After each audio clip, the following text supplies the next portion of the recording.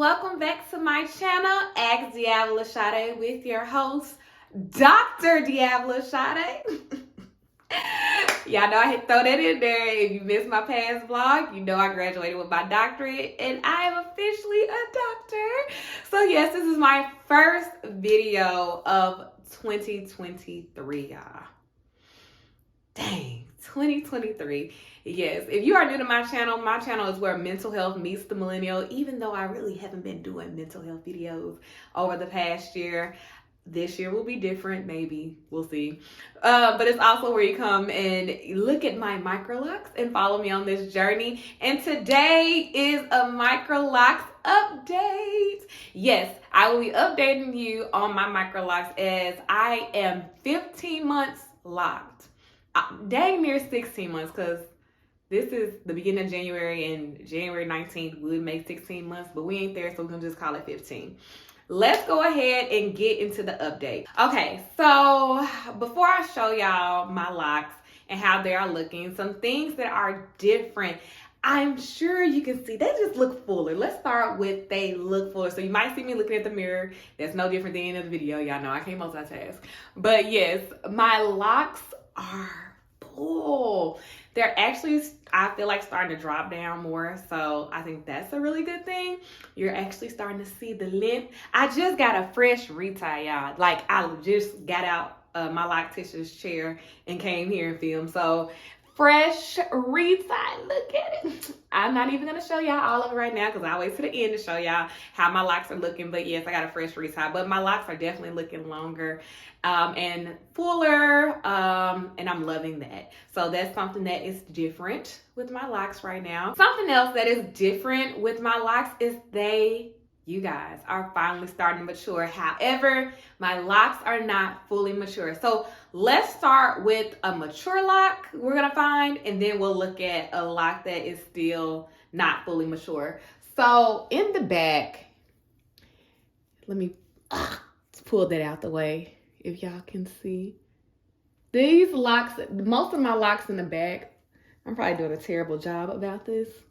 Most of my locks in the back, it's kind of blurry, I see it, but most of them are mature. Like, you don't see a twist pattern at all.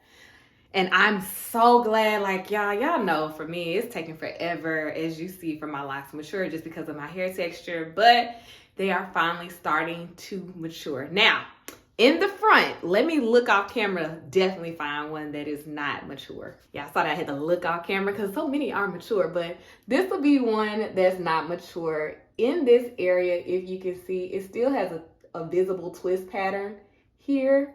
Now, it's locked in certain areas, but just not fully locked. So, yeah, all of my locks are not mature, but I wouldn't even know how to put it in percent, but a majority of my head is locking, and I'm so excited, which means I'm actually, which is another update, I'm actually starting to lose my curly ends. I know we see some of the locks still have the curly ends to it, but really, like with these black locks, you're not seeing any curly ends whatsoever. So I'm kind of sad that my curly ends will no longer be with me, but I understand that's just a part of the process. And, you know, that's, I want my life to be mature, so that's a part of the process, is losing those curly ends. But yes, so that is something that's also different. If you've been following me on my journey, you know that I was diagnosed with seborrheic dermatitis probably about almost a year ago. Towards the winter time, or it started getting colder, or I'll say even the cooler months, my scalp started flaking up a little bit more. So I actually started back using the solution that my dermatologist gave me. I also found a solution that works if you do not want to go to a dermatologist. Let me see if I can find it really quickly. This is what I use when I no longer had the solution that my dermatologist prescribed me. This is the Royal Oils by Head & Shoulders, but this is the Instant Smooth Scalp Elixir with cooling menthol and peppermint oil. Provides 24-hour relief on itchy, dry scalp.